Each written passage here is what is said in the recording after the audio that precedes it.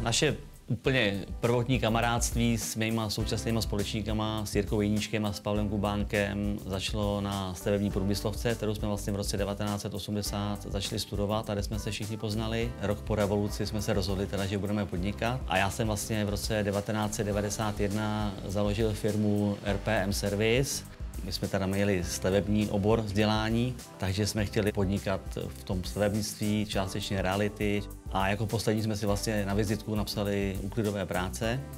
Tenkrát byl ohromný inzertní fenomén anonce, takže jsme dávali inzerci do tohoto časopisu a nejvíc zákazníků se nám ozývalo vlastně na úklid. Co bylo nejjednodušší po 90. roce začít dělat než úklid?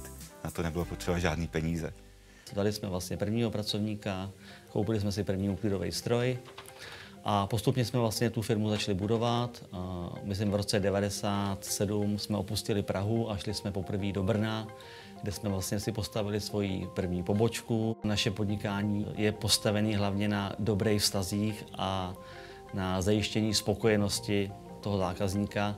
Já se domnívám, že se snažíme prostě nelhát.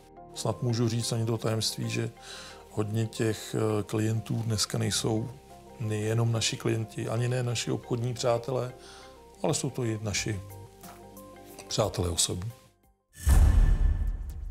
Nejvíc těch zakázek máme v Praze a dneska se ten celkový počet zaměstnanců v různých pracovních poměrech blíží zhruba ke stavu 5 000.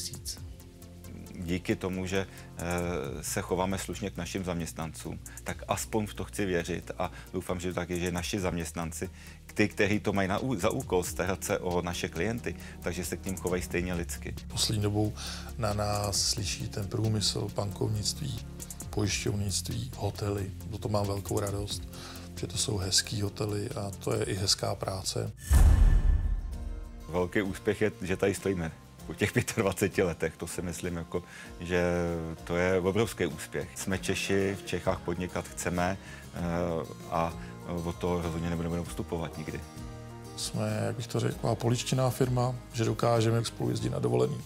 Že i naši podřízení to cítí, i oni, že máme prostě ty zdraví vztahy ve firmě, že od nás se málo kdy odchází, máme to zastabilizovaný, vybíráme si ty lidi podobného gusta, ražení, co jsme my a nebereme se úplně vážně.